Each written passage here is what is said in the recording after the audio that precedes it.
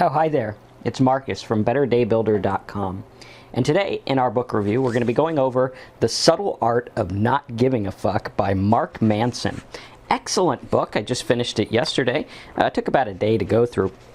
And if you want to learn how I go through a book in a day, there's another video on my channel. So make sure you subscribe, get all these book reviews, and check out betterdaybuilder.com so you can get the notes and everything. You just put your name and email. I'll send you some book notes and some book reviews and everything like that. And today what we're looking at is The Subtle Art of Not Giving a Fuck.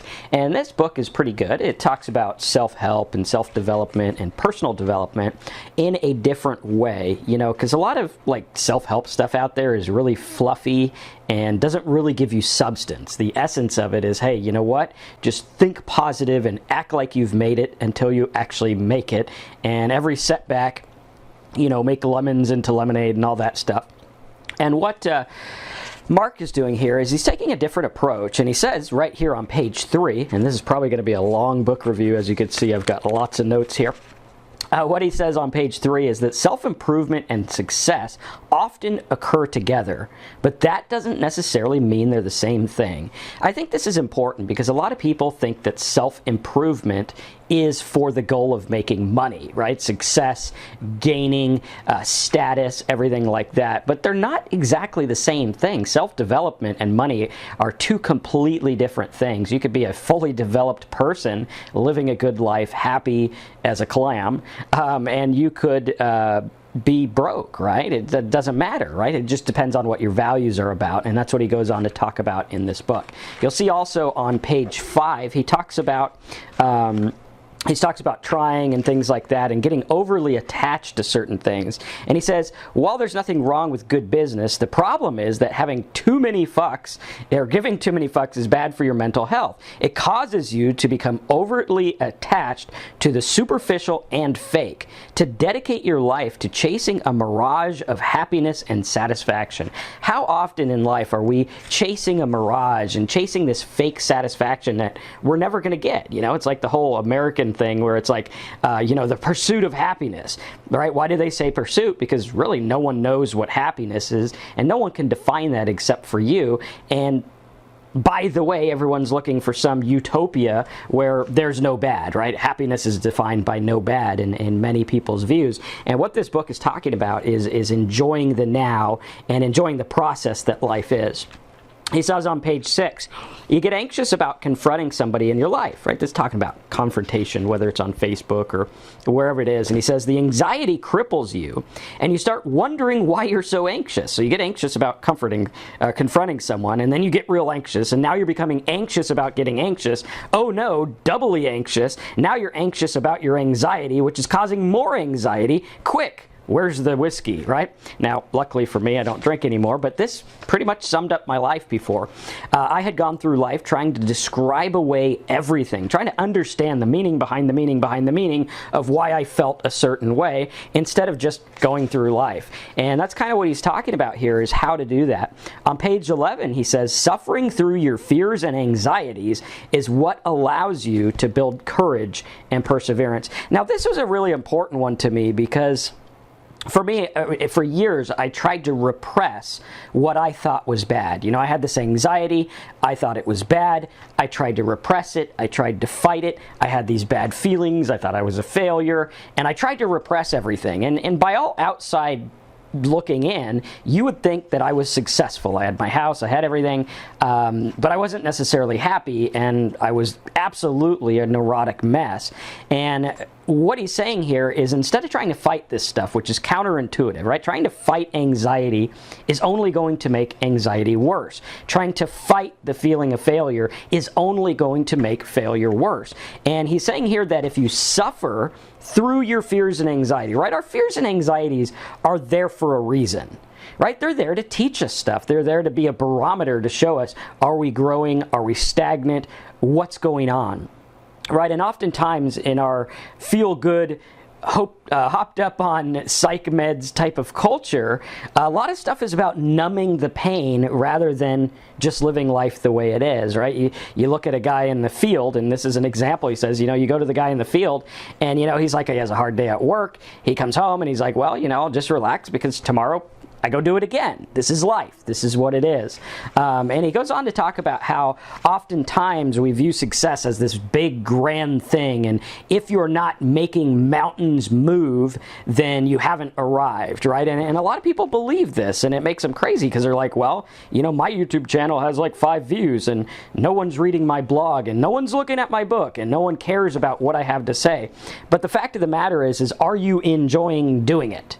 Right? Are you enjoying doing it, or are you doing it for those underlying reasons, for self-satisfaction, for gratification, for the people looking up to you, right? Are you doing this for the attention? Are you doing this for self-validation? Or are you doing it just because you enjoy sharing these things? Like this book review. I enjoy this stuff. I enjoy talking about it. It's one of the most fun type things I do in my business. On page 20, he says, I believe that today we are facing a psychological epidemic, one in which people no longer realize that it's okay for things to suck sometimes, right? Sometimes things just suck, right? A lot of people come to me and they're like, okay, well, what do you do about this? How do you get rid of this? And they're so busy trying to suppress the suckiness of life that sometimes happens that they don't allow themselves to go through the process. One thing I heard him on an interview saying, which was kind of hit home for me because we just lost our dog who was with us 12 years almost, and she died shortly after we moved here to Florida. And, you know, you couldn't rationalize it. Like, I tried to sit there and be like, well, you know, we had a lot of good times with her. That's true. But it's also true that I miss her and that, you know, it kind of sucks sometimes. And sometimes life just sucks. I remember as a kid, I was always trained that, you know, when someone cries, you have to shut it up. It's like a fire hose, right? Someone cries and you got to like fire hose out that fire so that they feel better or that at least it's more comfortable, right? In our culture, these things are uncomfortable and they don't need to be that way, right? We can go through life looking at things that are cool. Like when I teach people affiliate marketing, how to make money online, a lot of people are in a rut and they say, well, I hate this stuff. I hate learning this stuff. I just want the goal of making money. Can't I just push F5 and hold down the S key and money's going to come out of my CD drive or whatever it is they believe? And the fact of the matter is some of the stuff isn't that hard, right? A lot of the things I do are a lot easier, in my opinion, than going to a job 8 hours a day, commuting, listening to a boss, relying on a paycheck that never grows or grows very small. And a lot of these things are, you know, they're worth it in the end, and you got to do that, and you have to learn to enjoy the process. And he says, I know that sounds, I'll read the quote again. I believe that today we're facing a psychological epidemic, one in which people no longer realize that it's okay for things to suck sometimes.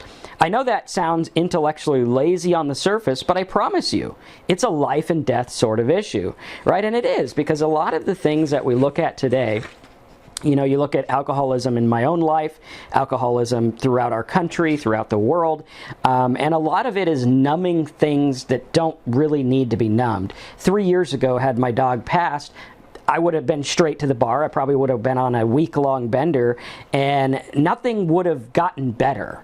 Right? The only thing that would have happened is I would have gone deeper into alcoholic insanity and things like that. And numbing the pain is just prolonging it, right? Numbing the pain stuffs it down so that it comes up in other areas of your life and you don't really notice it, right? Would you rather just go through it and be like, hey, you know what? I had this, it's good, now I don't have this, you know, and I feel sad about that, and that's okay. Pain in all of its forms, on page 28, is our body's most effective means of spurring action, right? This is a really good one, because a lot of people look at pain. Right? If you're trying to start a business and it's painful and it's tough, right? So many people tell you how tough life is. And it's like, well, you know, yes and no. It's kind of fun if you look at it that way. But pain in all forms is the body's most effective means of spurring action. And we're talking about physical pain. You know, you get a pain in your foot and you got to take action. You're like, I'm going to go fix it, right? Psychological pain, the same thing. It's like, okay, I have this pain from feeling like I'm always scared that I'm not going to have money. That's usually when people really make the breakthrough, right? It's when we're comfortable that, you know, not a lot of action happens because we're just comfortable, life's going okay and everything like that. And it's okay if you're okay with that, as long as you're growing and open to new ideas and everything. He goes on page 28 at the bottom to say that pain is what teaches us to pay attention when we're young and careless, or young or careless, he says, right? And that's very true. It's like pain is there so that we're not being idiots when we're younger. And for me, so I'm not an idiot when I'm older, although oftentimes I don't listen to it. But at any rate, to each his own. Another one he says that I put a question mark by on page 31. He says, happiness comes from solving problems. Now, I don't necessarily agree with this. I don't think happiness just comes from solving a problem and having a riddle to figure out. I think it's something else. I think happiness comes from within you, within understanding your life's worth, your life's purpose, and not in a way of like, I'm worth a lot because I made a bunch of money or I do a lot of good things. It comes from the place you start from. Like, I noticed in life that when I work from a place of being frantic and being scared and being worried about money or worried about me, things don't do that good. But when I spend time doing books and cool stuff to help you out, everything falls into place, right? I make more money than I ever wanted to. I enjoy every day. I wake up early excited because I'm not so focused on just what I want, because it's a never-ending battle, right? A lot of people get into business because they want the fancy car, they want the fancy house, and those things are fine, whatever. Personally, I'd rather, feed a country than have a Lamborghini, or feed however many people a Lamborghini feeds. I've never tried to eat one, but I'm sure with 300 grand you can feed quite a few people. But to me, that's my opinion, right? To other people, that's fine. They want it. But again, look at the reason you want it. 9 times out of 10, you want a car so that other people want it and feel jealous and feel like you've arrived. You don't really want it for you. And as Alan Watts said, you can only drive one car at a time. You can only eat one roast of beef at a time, right? You can't have all this stuff all at once and enjoy it all at once. So, take it in stride. And he says that happiness is therefore a form of action. Interesting, right? Is happiness a form of action? Am I happy when I'm taking action and doing things? Yeah, usually, right? Because usually sadness comes from boredom and thinking about things and stuff like that, or discontent, I should say, rather. But he says happiness is therefore a form of action. It's an activity, not something that is passively bestowed upon you, right? Happiness isn't something that just happens, right? It's not happiness, it's happiness, right? It's not something that just floats down, right? A lot of people say, I'm depressed, as if this depressive cloud just came down and poof, they're depressed now. Well, no, what depression is the describing of your feeling, right? You have the feeling here, which is an organic process, right? It could be because of what you ate. I get anxiety all the time because I drink coffee like a moron. I should probably have decaf. I get anxiety when I have lack of sleep. I get sad when certain things affect me. A lot of people have what's called seasonal allergy disorder, or seasonal something. It's called SAD, and it's like seasonal sadness, right? They get sad when it's cloudy out, or it's dark, or it's gloomy, or whatever. Like, you see this in places like Seattle and Portland and Maine, where, when there's not that much sun, people get depressed and everything. I think some of those places have the highest rate of depression and alcoholism. And they look at that and they're like, well, maybe it's just nature's way of saying chill out and be okay, right? Maybe it doesn't have to mean this certain thing, or maybe you're just lacking vitamin D, right? It's the describing of depression. It's the owning of depression, saying, I am depressed. I am sad. I am anxious, right? We are none of those things. We feel those things. That's not me. That's not who I am. I am not sad. I am not anxious. I feel these things. And he says, happiness is therefore a form of action. It's an activity, not something that is passively bestowed upon you, not something that you magically discover in a top 10 article on the Huffington Post or whatever. Now, he goes on in page 32. And he goes through this breakdown of 4 things, and he says, these are the things that cause you, or I'm sorry, there's 2 things, there's 4 on another page. He says, these are the 2 things that cause you to screw things up, right? 1 is denial, right? Are you denying something? And 2 is the victim mentality, right? Am I denying something? Am I acting like something doesn't exist? Or distracting myself from what's really going on?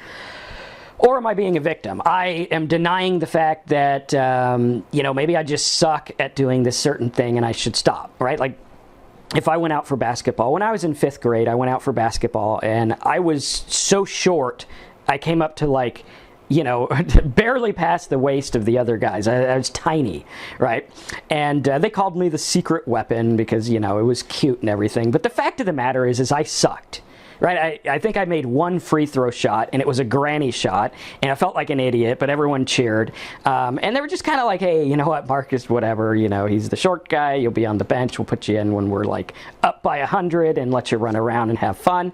God bless that coach, right? And I felt like I was part of it, and that was cool, but I was denying the fact that I really did suck and, whatever, and that was cool because I had fun.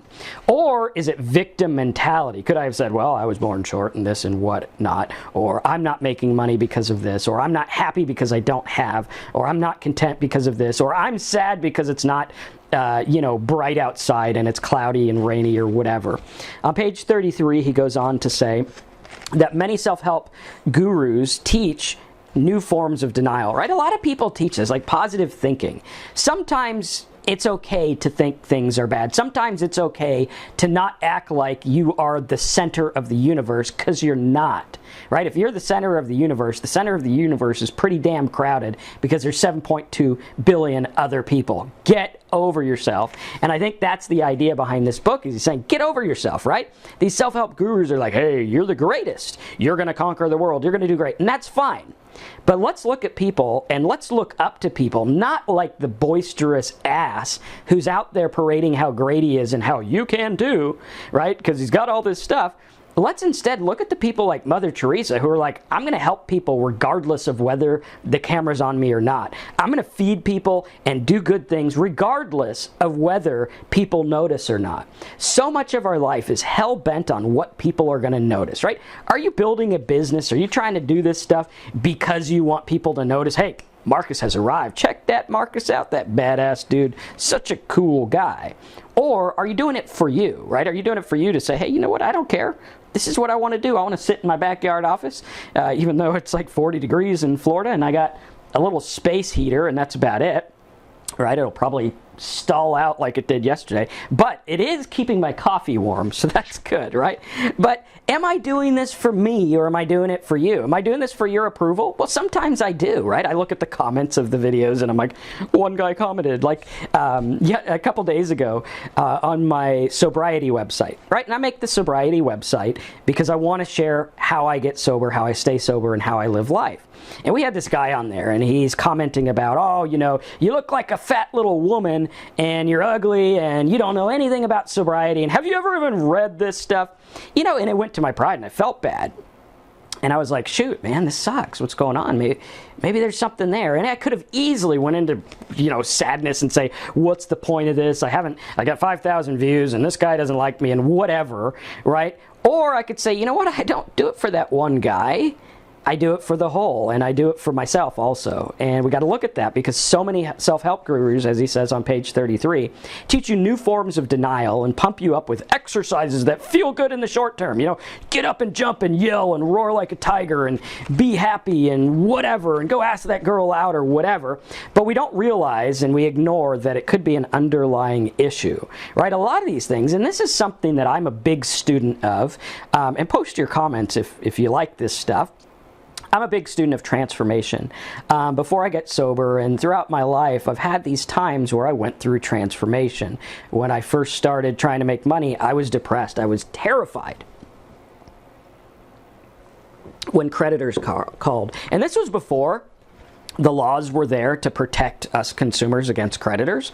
And, I had a creditor tell me to go kill myself. He was like, hey, you're in debt so much, go kill yourself. And I was like, wow. And I was almost in tears because of what this guy said. He's like, you don't pay your bills, you're a terrible guy, whatever. And it's like, well, I'm 19 and I'm trying to do stuff, and I don't think $1,200 is enough to kill myself over. I don't think any amount of money is, because our worth as human beings is not valued based on the dollars in our bank account, right? That's something that I learned growing up. My dad always said, that guy's worth this. This guy's worth that. He's got this. He's got that. And it made me look at it. It's like, the guy making $100,000 is better than the guy making 40. And it's like bullshit. Total and utter bullshit. if you measure yourself that way, there's always going to be a guy with more, right? You might be thinking, dude, I'm badass. I made, $1 million online, right? I did that one year and I felt pretty badass. But then it's like, well, there's other people out there that make $1 billion online. That's 1,000 times more. That means they make as much as I make all year that I'm bragging about in about 6 hours, right? Or something like that. I think, that would be right about the number, 6 hours. But he says, you're looking at an underlying issue there. He also says that negative emotions are a call to action, telling you to do something. I really like that because it's like, sometimes our negative emotions are there. Sometimes anxiety is saying, you know what?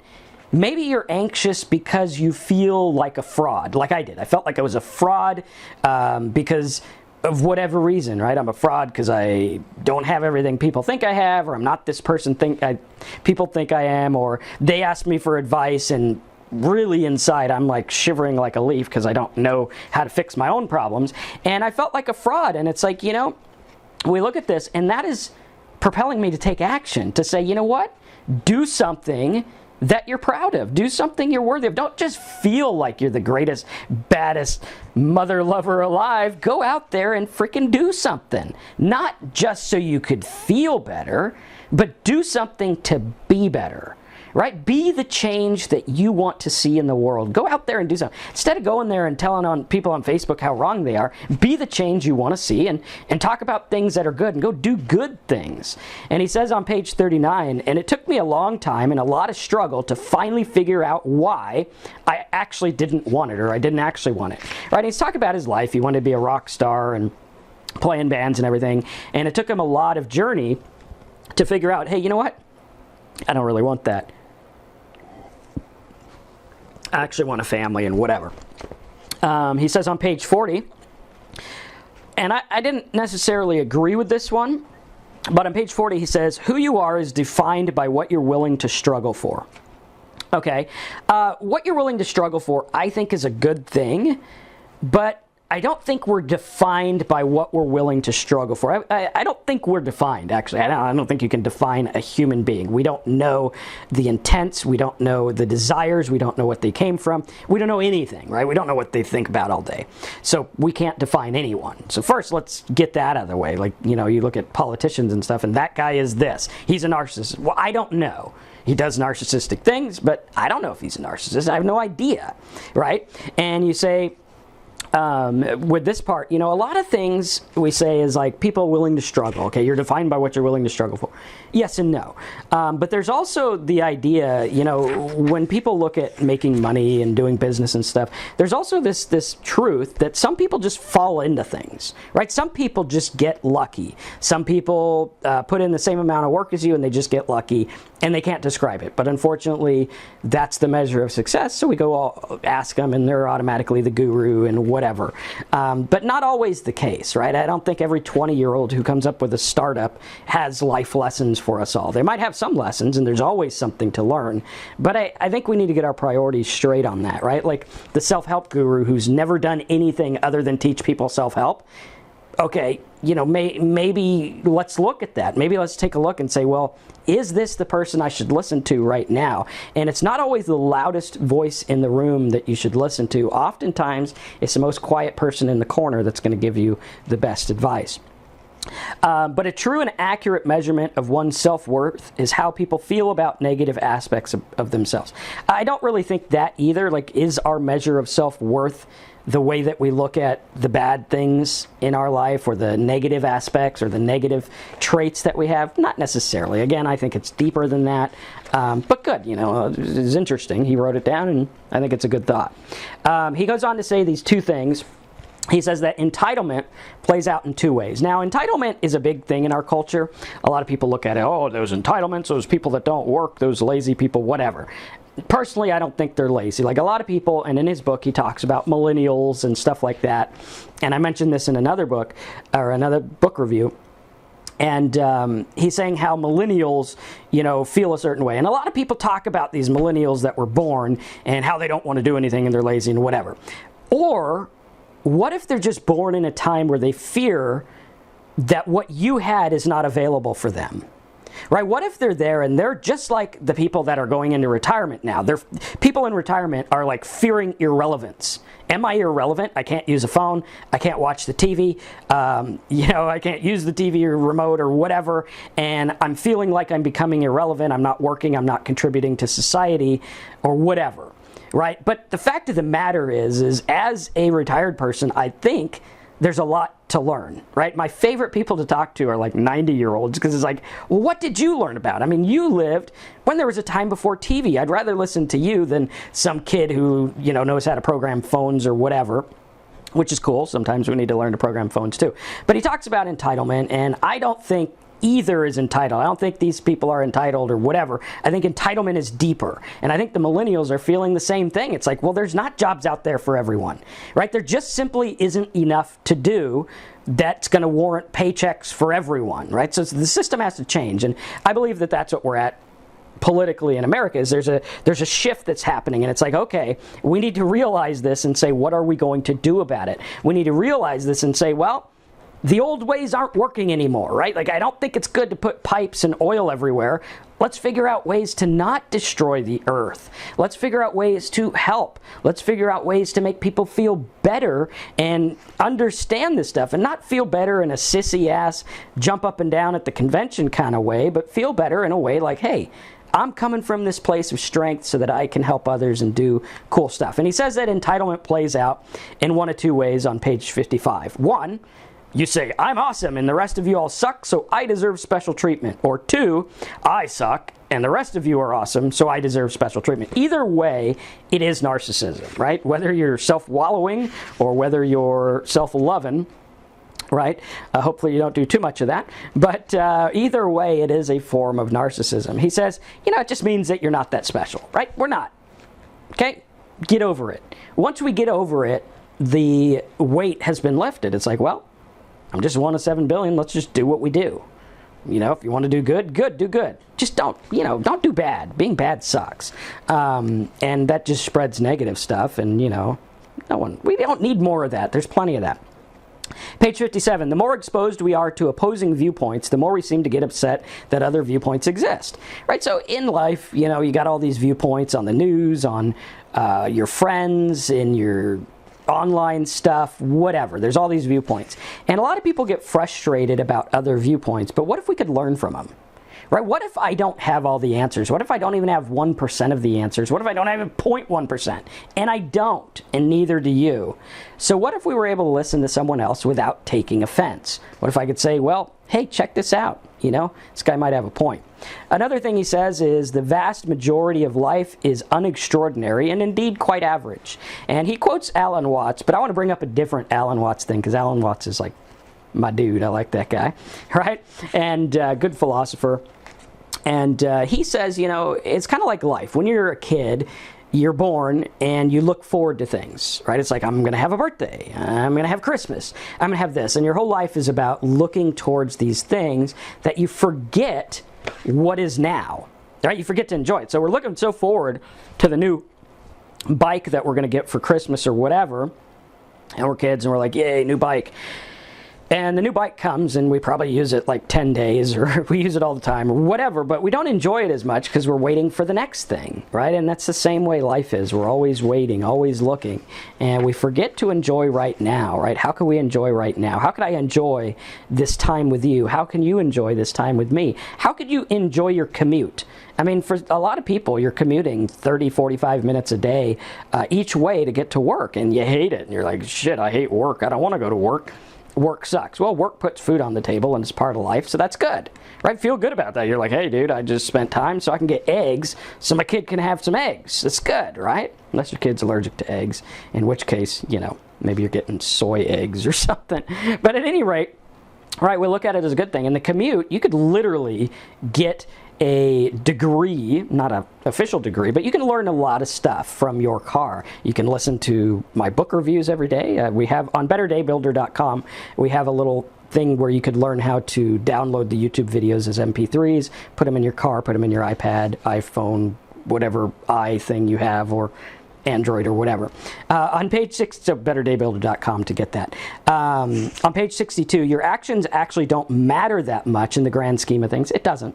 right? It doesn't really matter that much, right? The thing that you're worried about right now probably isn't going to matter in 100 years. It's probably not going to matter in 5 years. It's probably not even going to matter tomorrow, right? Like in a week, I will have forgotten about that guy who's being a jerk on Facebook or on YouTube, and I'll just be like, whatever, that's cool, man, right? Who cares? But you're so worked up about it right now because you don't know what else to do, because your self-worth has not been defined by something other than all this stuff that you do. So it's very important to look at. Okay, yeah, he says your actions don't matter that much in the grand scheme of things, and the vast majority of your life will be boring and not noteworthy, and that's okay. Pretty good. So I hope you enjoyed this. This is like the longest book review in the history of my book reviews. Great book, by the way. Go get it. Don't take this as a excuse for not reading it yourself. Read it yourself. There's lots of good stuff here. You're going to highlight other stuff. We all have emotional blind spots. We do. Every one of us has emotional blind spots where we cannot see. That's why we need to listen to the opinions of others without taking offense, right? Can we listen to other people and say, well, am I just being a happy-go-lucky idiot with no real substance that's expecting everyone else to feel the way I do? Or am I hiding something? Is there a blind spot here where I'm like, okay, well, I need to stop jumping up and down and really deal with the stuff, or really notice it exists? And oftentimes I heard it said that we don't deal with things, we don't get over things. I hear like, oh, get over that, right? You get over it, right? But we never get over anything. We move through it, right? Can we move through this stuff and get rid of the emotional blind spot and really look at it and be honest, right? In our culture, the honesty thing is just so out of whack, right? It's like everything's about getting more and pretending and acting, and it's just not like me and you talking like here, where we're just like, hey, dude, this is what I feel, this is what you think, I could be wrong, you could be wrong, let's hash it out, let's talk, and let's have a real dialogue about real world stuff that matters, right? It's not a game of I'm right and you're wrong. A lot of people are going to go to the grave miserable because they're right, and they are right. But it's not about that. Would you rather be right, or would you rather be happy? And it comes down to, he says, once we understand that root cause, we can ideally do something to change it. And this, he says, why do I consider this to be a success or failure, right? Why am I looking at this? And I think it's because of your philosophy of life, right? What is your philosophy of life? Is it, to just get what you want and whatever? And really think about that, right? I never thought about that till I turned probably 36 last year, 37 now, where, I went through life and I was like, I want to make money, I want to be a good dad, I want to be a good husband, I want to, be a good guy. And that was kind of like my half-assed philosophy of life, but now I'm looking at it a little bit different, and I'm saying, I think it's deeper. I don't think I'm the be-all, end-all. I don't think, I'm the most valuable person to ever grace the planet. But I do think there's some good things there. I think we can all learn from each other, and I think we're all here to help each other. And my philosophy of life is that, hey, you know what? I'm one of 7 billion. Let's all be here and coexist and live together and everything like that. Page 72, values underlie everything. He's talking about values, very important. What are your values? What are the things you value? Not in a term of money, but what do you actually value? Page 73, he goes on to say, people's perceptions and feelings may change, but the underlying values and metrics by which those values are assessed stay the same. So your perception and feelings may change, but the underlying stuff's always going to be the same. What do you value? What do you care about? Sometimes your values will change, right? So it's kind of important to look at that. Let's see what else we have. If you want to change how you see your problems, you have to change what you value and how you measure success or failure. He goes on page 81. And something weird, right? This is totally weird. You could look at this. The last 3 book reviews I did all mentioned the guy who was in Metallica, Dave Mustaine, getting kicked out. Weirdest thing ever. I picked these 3 books at random off the shelf and bought some new ones at random. And the 3 that I decided all talk about this thing from 1983, which is kind of weird. I don't know, whatever. Maybe it means we need to listen to more Metallica. Not a big Megadeth fan, but Metallica is pretty cool. He says he began to measure his life differently, right? Look at your life differently. A lot of people have near-death experiences and things like that. And they they start to look at life different. Things that didn't matter as much start to matter, and things that did matter start to not matter. And he says that there's several different things here that give you problems, right? These are the things that give you problems. One, seeking pleasure. Right, in self-help, it's like avoid pain and get pleasure. Okay, that's hogwash. Okay, there's a lot more to life than just going after what you want and being happy like an idiot all the time. Right, so pleasure is great, but it's a horrible value. Another one is material success. 3 is always being right. Do you value pleasure? Do you value material success? Do you value always being right and staying positive all the time, right? If you have those 4 things, which I'm guessing if you're into self-help, you probably have at least 4 out of the 4, if not more, right? I don't know if that's possible, but that is a recipe for being miserable. Plain and simple. It's like if you just go for those things, you're going to be miserable because you haven't looked at how you define them and you haven't looked at what life means in a whole, or as a whole. Page 85, as Freud once said, one day in retrospect, the years of struggle will strike you as the most beautiful.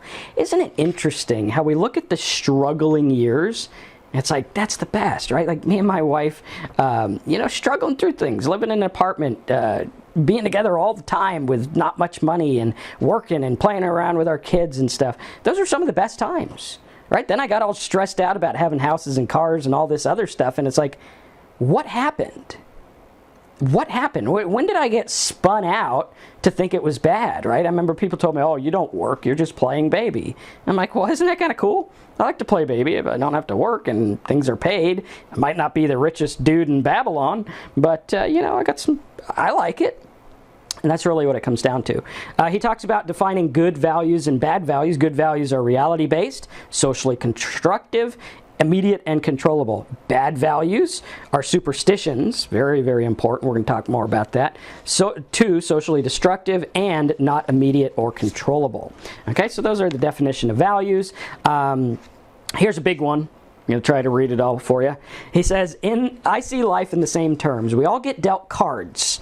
Some of us get better cards than others. And while it's easy to get hung up on our cards and feel we got screwed over, the real game lies in the choices we make with those cards, the risks we decide to take, and the consequences we choose to live with. People who consistently make the best choices in the situations they're given are the ones who eventually come out ahead in poker. Just as in life, it's not necessarily the people with the best cards. Excuse me. It's not always the cards that matter. It's what you do with them. And how you bluff, and how you play, and how you bet. The biggest problem with the victimhood chic is that it sucks attention away from actual victims. Right? Am I being a victim of things that are undermining someone else's victimhood? Right? Am I saying I'm a victim of an oppressed government because Trump won? Well, that's debatable. I'm not a big Trump fan. I liked Bernie. But am I acting like, this big victim when there's other people that are real victims of real oppressive governments that suck majorly? Right? Am I undermining that by sitting here wallowing in my own crap? Okay? Instead of wallowing in your own crap, do something. Be the change you want to see in the world. Here's a note that I wrote. Are we more afraid of failure or what it means about us? Right? Are we more afraid of failing? Is that the fear? Oh, I did that and it didn't work. Big deal. Or are we afraid of what it means about us?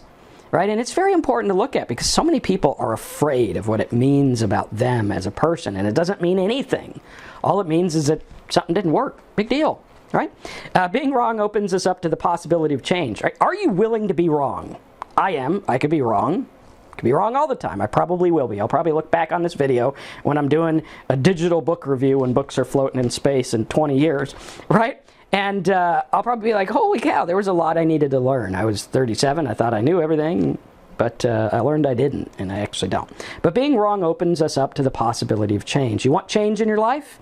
Admit you're wrong. Admit that things are not the way you want them. Admit that you're not a victim. Take responsibility and go do action. Action is the key.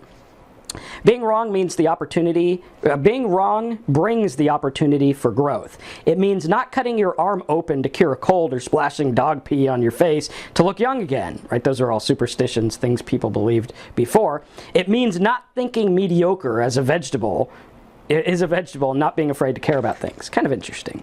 He goes on page 127. It must be something else, something deeper. It's this obsession we have with, what does this mean? It's got to be deeper. You can't just be sad. You have to be sad because of something that happened in 3rd grade. Hogwash.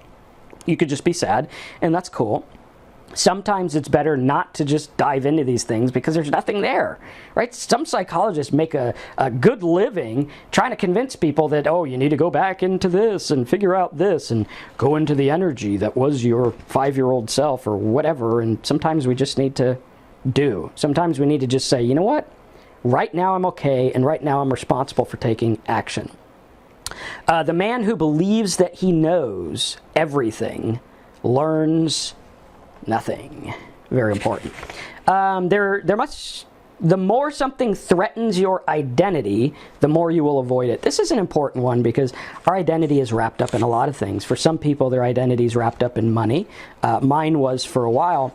And the more things threaten it, the more I feared losing that money, the more I feared my identity getting hurt. And the more I feared being a failure and things like that. He also says on page 143, he's got these questions to ask yourself. And he says, question number 2, what would it mean if I were wrong? What would that mean? Or, I wrote a little side note, what would it mean if I were right? All right, what does that mean? Very important. The questions we ask determine a lot of things. Now, he says this guy Dabrowski argued that fear and anxiety and sadness are not necessarily always undesirable or unhelpful states of mind. Rather, they are often representative of the necessary pain of psychological growth. What if your anxiety, what if the things that you're trying to avoid right now are necessary for growth? Right? All that stuff that I went through led to some kind of growth, and all the stuff I'm going through now is going to lead to growth, and suppressing it is making growth postponed, and we don't want to do that because that also postpones the uncomfortable feelings. Are we so hooked as a society on this idea of comfort? Like right now it's like 52 degrees, which most people would be like, dude, why are you wearing a thing? Why do you have a heater on? Well, because I live in Florida where it's usually like 80 or 90. But am I so obsessed with comfort that I forget about the stuff that really matters, right? Now, he's talking about VCRs and the kid who programs the VCR and everything like that, and the people who think he's like Mr. Prodigy because he programs a VCR. And he says, VCR questions are funny. A VCR question is like, how do I use the VCR? Well, it's obvious. You push the button and the tape plays, right? If you guys all remember VCRs. And that question appears difficult to some people. I go to my grandparents and it's like, how do I work the TV? And my kid will be like, here's how to work the TV. And I'm like, how did you do that? How did you do that? Right? And it's simple to them because they understand. And a lot of things in life are like that. It's like, how do I get past depression? How do I ask this girl out? How do I ask for a raise? How do I quit my job and start a business? Well, it's easy. You just do it. Right? But sometimes it's not as easy as it seems because it's like the VCR question he talks about. The problem was that my emotions defined my reality, right? Are your emotions defining your reality? Are you a victim of your emotions? I mean, come on now. For years, for 34, 35 years of my life, I was a victim of my emotions. They just happened to me. I'm sad. I'm depressed. I'm this. I'm that. I'm worried. These things don't just happen to us. These are things that just come and go, ebb and flow, part of life, peaks, valleys, right? Very important. We look at it, it's all a part of life. If you didn't have the highs, if you didn't know the lows, you wouldn't have the highs. Right? That's just part of it. It's okay. And sometimes it's okay to just be like, right now, feel depressed. That's cool. I'm going to do what I got to do anyway. Right now, I feel like the whole world's beating up on me. Well, the fact of the matter is there's like 2 guys beating up on me, not the whole world. And realize that it's a feeling. Right, it's just a feeling. And feelings won't kill you. What you do with them will. And harboring these feelings and, keeping them in your mind produces adrenaline. And adrenaline will kill you at some point. If you're stuck on a problem, don't sit there and think about it. Start working on it. This is the best advice you could get out of this book, among other things. But this is a good one. If you're stuck on something, do something to change it. Even if you don't know what you're doing, as long as it's not dangerous and stupid. Right? Do something. Read something. Learn something. Go for a walk. Whatever, do something. Action isn't just the effect of motivation on page 160, it's also the cause of it. Check this out. We go through our life. I'm like this, guilty as charged, right? I need to feel motivated to build a website, right? And I do this and I piss clients off because it's like, okay, dude, build my website, do my stuff, help me out with this. And sometimes I'm like, I need to feel motivated, but don't feel motivated. And it's like hogwash.